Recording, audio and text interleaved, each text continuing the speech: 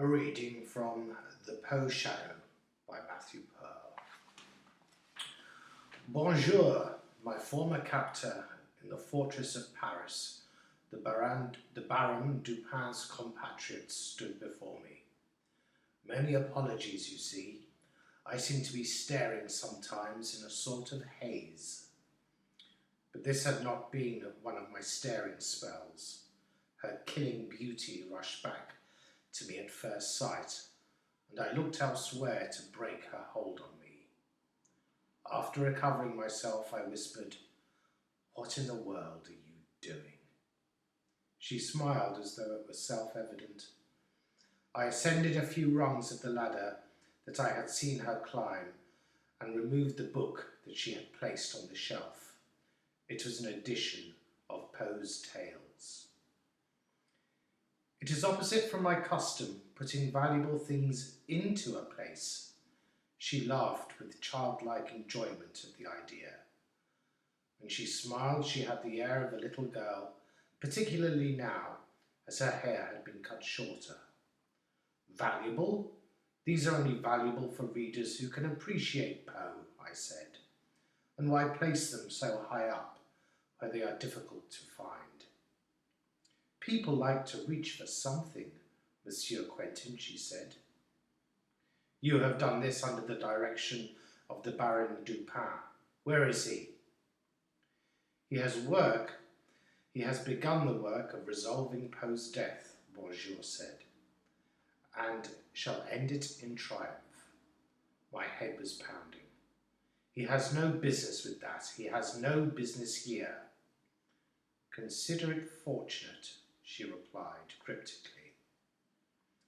I do not consider his using this serious matter for his entertainment fortunate. Still, he has found an activity more useful than murdering you.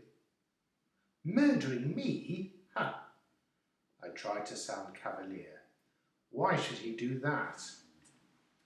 When you wrote your letters to Baron Dupin, you spoke at length of the urgent assistance needed to decipher the beloved Mr. Poe's death, the greatest genius known to American literary journals, who will be endlessly and forever mourned, and so on. This was a true rendition of my sentiments. Imagine the Baron's surprise then, when we arrived here to Baltimore some weeks ago. No ladies weeping in the streets for this post-mortem of poor Poe, no riots demanding justice for the poet. Few people we could find knew with particularity who Edgar Poe was, other than to say a writer of some queer and popular fantasies. Indeed, most didn't know that Monsieur Poe had gone to his long home. It is true, I said defiantly, there are many, mademoiselle, who will greet genius with jealousy and indifference, and Poe's uniqueness made him an especial target for that. What about it?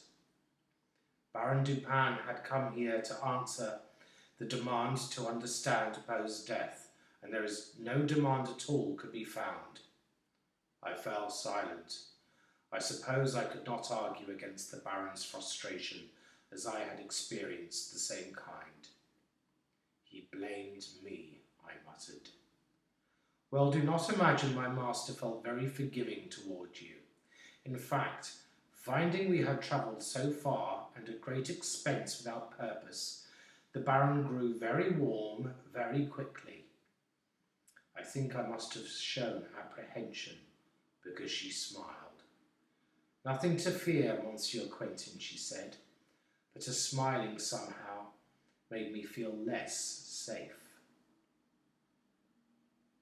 Perhaps it was the scar that divided her mouth into two. I do not think you're in the shadow of any harm at the moment. You have no doubt seen what has happened since that time to the awareness of Poe in your city. You mean? In the newspapers, I began to put it together. You have something to do with all of